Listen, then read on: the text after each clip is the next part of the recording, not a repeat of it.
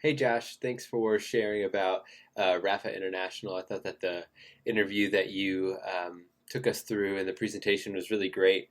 And obviously, I think there were a lot of overlaps with what I saw from my organization that I looked at, which also works against human trafficking, and especially the concept of intersectionality. I think just continues to strike me when looking at human trafficking, because, like as you mentioned, there are just so many variables that go into it that are economic, that are educational, um, that are just all over the place. And I think it's just so important. It sounds like Rafa does a really thorough job of both educating and preventing across all of those areas, because that's what it takes to really combat human trafficking. So I just thought that that was really fantastic. And I think that your connection to what the Kingdom Ethics book talks about and some of those variables is also in line with that and makes a lot of sense. Excuse me.